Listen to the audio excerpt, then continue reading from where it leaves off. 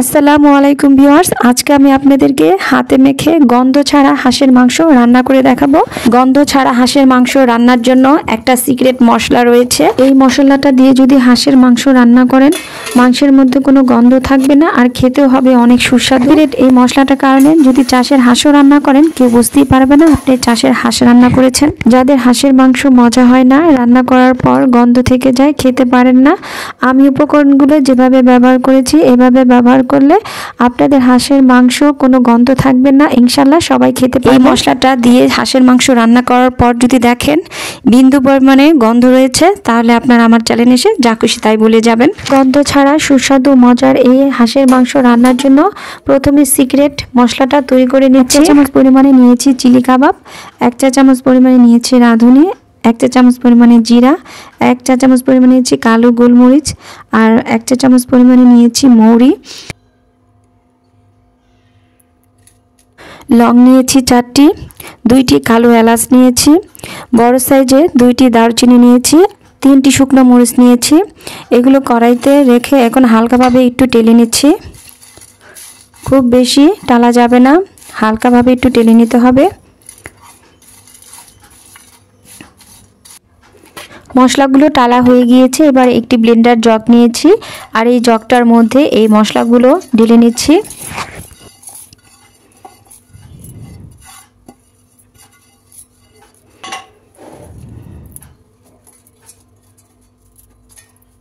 শুকনো মরিচের বটাগুলো ফেলে দিয়ে মরিচটাকে 2 ভাগ করে নিয়েছি। দারুচিনিগুলো বড় বড় ছিল, আমি খণ্ড খণ্ড করে নিয়েছি।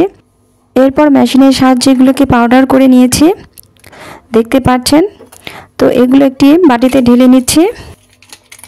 এই মশলাটুকু দিয়ে আপনারা কয়েকবার হাঁস রান্না করে খেতে পারবেন। তো আমি এগুলো একটি বাটির মধ্যে ঢেলে নিচ্ছি। এই মশলাটা কতটুকু ব্যবহার করবেন, কিভাবে ব্যবহার করবেন রান্না করতে করতে আপনাদের দেখিয়ে দিব। সিক্রেট মশলাটা তৈরি করে নিলাম, এটাকে এক সাইডে রেখে দিচ্ছি। এবার একটি হাঁড়ির মধ্যে আমি বড় সাইজের একটি হাঁস আগে থেকে কেটে একবার পরিষ্কার করে নিয়েছি। এবার মাংসটা ঢেলে নিয়েছি আর এখানে 1 কাপ পরিমাণে পেঁয়াজ দিয়ে দিলাম, 2 টেবিল চামচ পরিমাণে দিয়ে দিচ্ছি আদা বাটা, 1 টেবিল চামচ পরিমাণে দিয়ে দিচ্ছি রসুন বাটা, 1 টেবিল চামচ পরিমাণে দিয়ে দিচ্ছি জিরা বাটা, 1 টেবিল চামচ পরিমাণে দিয়ে দিচ্ছি লাল মরিচ বাটা। তো বাটাগুলো ব্যবহার করছি আর বাটার মশলার স্বাদ তো আপনারা জানেনই। আর এখানে 2 চা চামচ পরিমাণে হলুদ পাউডার, 2 চা চামচ পরিমাণে ধনিয়া পাউডার দিয়েছি, 2টি তেজপাতা দিয়েছি আর 4টি কাঁচামরিচ আর হাফ কাপ পরিমাণে আমি সরিষার তেল ব্যবহার করছি। চেষ্টা করবেন এখানে সরিষার তেল ব্যবহার করতে। মশলা ধোয়া পানিটা কিছু দিয়ে দিলাম আর এখানে 1 টেবিল চামচ পরিমাণে লবণ দিয়ে দিচ্ছি। এবার হাত দিয়ে হাঁসের মাংসগুলো এভাবে মেখে নিচ্ছি। বাইরে প্রচুর ঠান্ডা, এই কনকনে ঠান্ডার মধ্যে আমি হাঁসের মাংস রান্না করছি। আর এই শীতে ঠান্ডা ঠান্ডা আবহাওয়ার মধ্যে গরম গরম হাঁসের মাংস রেঁধে খাওয়ার মজাই আলাদা। মাংসটা মেখে নিয়েছি, হাতটা ধুয়ে সামান্য একটু পানি দিয়ে দিলাম। এবার ঢাকনা দিয়ে ঢেকে চুলা জালটা জ্বালিয়ে দিলাম। অপেক্ষা করব কিছুক্ষণের জন্য, সেদ্ধ হওয়া পর্যন্ত। 10 মিনিট পর ঢাকনাটা উঠিয়ে নিয়েছি আর দেখতে পাচ্ছেন হাঁসের মাংস থেকে কিন্তু কিছুটা পানি উঠেছে। এই পানিটা দিয়ে আমি কিছুক্ষণ রান্না করে নিচ্ছি। কিছুক্ষণ রান্না করার পর সেই সিক্রেট মশলাটা আমি এখানে 2 চা চামচ পরিমাণে দিয়ে দিচ্ছি। সেই পরিমাণটা বুঝে আপনারা এই পাউডারটা ব্যবহার করবেন। 1 কেজি হাঁসের মাংস হলে 1 চা চামচ ব্যবহার করবেন। আর যদি 1.5 থেকে 2 কেজি পরিমাণে হাঁসের মাংস হয় তাহলে এখানে 2 চা চামচ ব্যবহার করবেন। আমার এখানে 1.5 কেজি পরিমাণে হাঁসের মাংস রয়েছে, তাই আমি এখানে 2 চা চামচ ব্যবহার করেছি। হাঁসের মাংসের যে কলিজাটা ছিল সেই কলিজাটা এখানে দিয়ে দিয়েছি। সামান্য একটু লবণের প্রয়োজন, লবণটা দিয়ে দিলাম। আর এখানে ঝালটা আমি দিয়ে দিচ্ছি আরও 2 চা চামচ পরিমাণে। তো আপনাদের প্রয়োজন মতো ঝালটা এখানে ব্যবহার করবেন।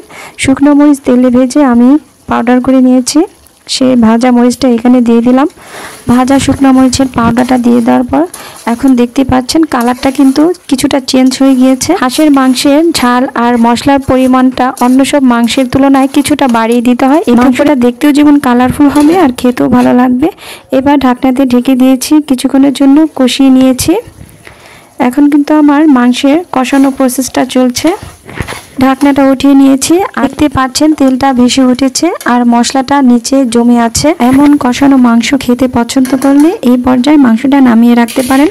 আর আমার রান্না করার মাংসটা কিন্তু একদম প্রপারলি সেদ্ধ হয়ে গিয়েছে। আবার যদি মাংসের মধ্যে কিছুটা ঝোল পছন্দ করেন তাহলে এখানে ফুটন্ত গরম পানি দিয়ে দিতে হবে 1 কাপ পরিমাণে। ঢাকনা দিয়ে ঢেকে দিয়েছি। আরও কিছুক্ষণের জন্য মাংসটাকে জাল করে নিলাম। আর এই সময়ের মধ্যে পানিটা আমার প্রায় কমতে শুরু করেছে। আর দেখতে পাচ্ছেন উপরে তেলটা ভেসে উঠেছে। আর রান্নার মাঝে বা শেষে কখনই ঠান্ডা পানি ব্যবহার করবেন না, এতে করে মাংসটা খুব বেশি সফট হবে না। রান্না করা প্রায় শেষ। চুলার আঁচটা মিডিয়ামে রেখে ঢাকনাতে ঢেকে দিয়েছি, এতে করে উপরে তেলটা বেশি উঠবে। ফাইনালি এখন আমি রান্নার শেষ প্রান্তে চলে এসেছি। প্রায় রান্নাটা আমার হয়ে গিয়েছে। দেখতে পাচ্ছেন উপরে তেলটা কিন্তু ভেসে উঠেছে। আমি কিছু হাঁসের মাংস সার্ভিং বাটিতে উঠিয়ে নিচ্ছি। হাঁসের মাংসের কালারটা দেখে তো বুঝতেই পারছেন কালারটা কত সুন্দর এসেছে আর দেখতেও অনেক লোভনীয় হয়েছে। আমি হাঁসের মাংসের রান্নার গোপন মশলার রেসিপি উপকরণ দেখিয়ে দিয়েছি। সেম টু সেম ফলো করবেন, তাহলে আপনাদের হাঁসের মাংস কোনো গন্ধই থাকবে না, খেতে অনেক সুস্বাদু আর ফ্লেভারফুল হবে। আমার হাঁসের মাংস রান্নার ভিডিওটি যদি আপনাদের ভালো লেগে থাকে তাহলে ভিডিওটিতে একটি লাইক দিবেন, চ্যানেলটি সাবস্ক্রাইব করে চ্যানেলটির পাশেই থাকবেন। সবাই ভালো থাকবেন। আল্লাহ হাফেজ।